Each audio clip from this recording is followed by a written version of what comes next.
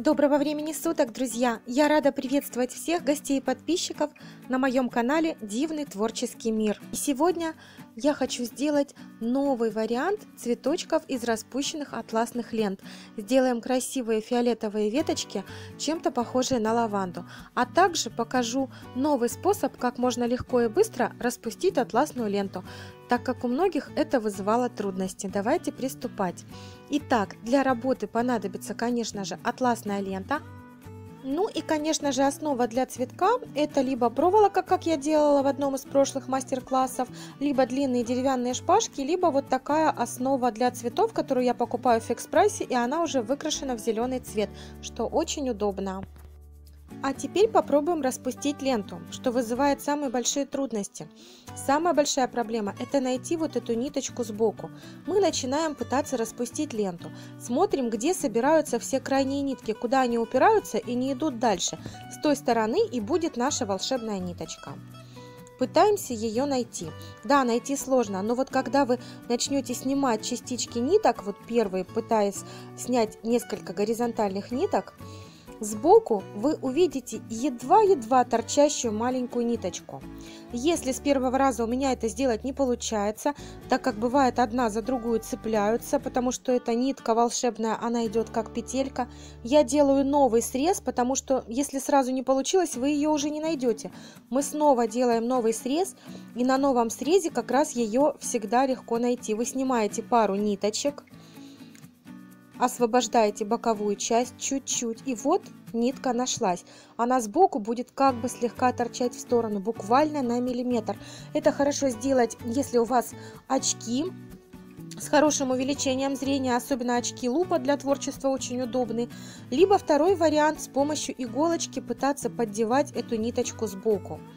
Тоже вот, как видите, с помощью иголочки я ее нашла. Вы как бы ее освобождаете, потому что она как петелька, одна нитка цепляется за другую. Как только вы ее освобождаете, то все, вы можете снять эту нитку на всей длине ленты сразу, и тогда вам не придется мучиться, вы будете работать с этой лентой уже без этой нитки, и она будет легко распускаться. Но есть другой способ, о котором я говорила, и вот сейчас я его показываю. Для того, чтобы распустить ленту другим способом, мы сворачиваем ее в несколько раз. Ну, можно не сворачивать, мне так просто проще. И я с любой стороны обрезаю край буквально на 2 миллиметра. Если получится на 3 миллиметра, ничего страшного. Вы срезаете край, тот, который как раз фиксирует все. И у вас остается обрезанная лента. И вы руками начинаете освобождать вот эти нитки. Сначала все неровности убираете, так как срезать ровно сложно. А потом потихонечку по несколько ниток достаете и начинаете распускать. Сначала распускается легко, по мере освобождения ниточек волокна становятся длиннее, иногда запутывается, вы просто придерживаете. Я заметила по собственному опыту, что хорошо распускается тогда, когда лента у вас находится в натяжении. Если ее чем-то придавить и потом пытаться распускать, так получается гораздо проще. Но на мой взгляд, для тех людей, которые не могут найти вот эту нитку сбоку, вот этот способ уже стопроцентный. Тут вы уже точно сможете распустить, и вам ничего не помешает. Так что выбирайте сами, какой способ вам больше нравится. А я нарезала ленту темно-фиолетовую на кусочки по 50-55 сантиметров.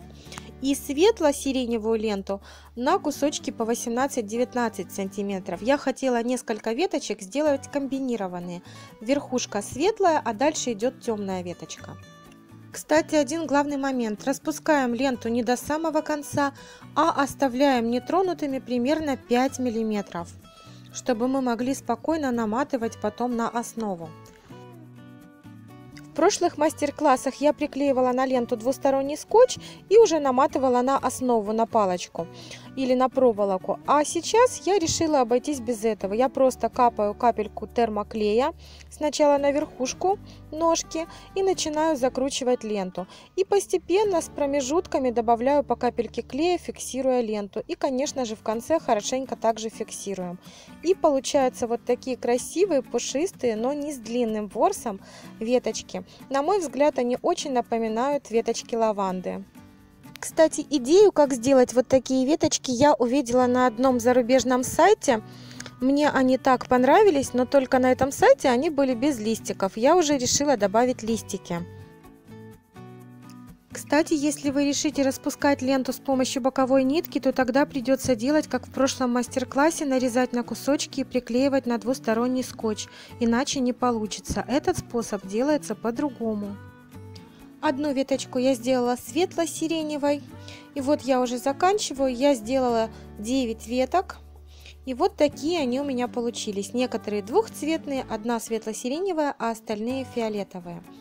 Но теперь можно оставить в принципе так, но я решила добавить листочки. Для этого я взяла вот такую узкую ленту шириной 12 мм и нарезаю ее на кусочки примерно от 8 до 11 сантиметров, как получится. И потом заостряю краешки. Верхний край листа делаю полностью острым, а снизу слегка сужаю с обеих сторон ленту.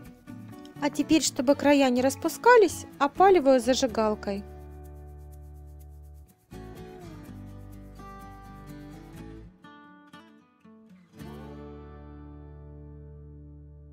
Лента мягкая и сами по себе листики держаться не будут, поэтому понадобится проволока.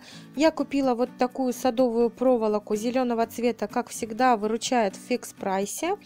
И нарезаю ее на кусочки нужного размера, делаю тонкую полоску клея на листики и приклеиваю к этой проволоке.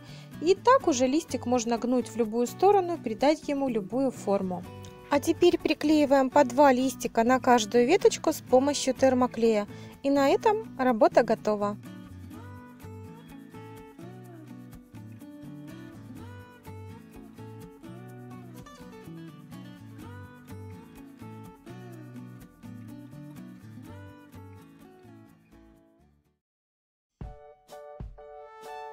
Вот такие интересные веточки из распущенных атласных лент у меня сегодня получились. И я надеюсь, вам понравится второй способ, как можно распустить атласную ленту. Такие веточки очень украсят ваш интерьер, особенно красиво они смотрятся, когда их делают много. Если их будет 3 или 5, это не будет красиво смотреться. Я сделала 9, но если бы их сделать штук 15, будет вообще замечательно. Надеюсь, вам понравился мастер-класс. Подписывайтесь на мой канал, ставьте лайки, нажимайте на колокольчик, чтобы не пропускать новые видео. Пишите комментарии, я обязательно на них отвечу. И, конечно, делитесь моими видео в соцсетях. А сейчас я с вами прощаюсь. Всего вам самого доброго и до новых встреч. Пока-пока!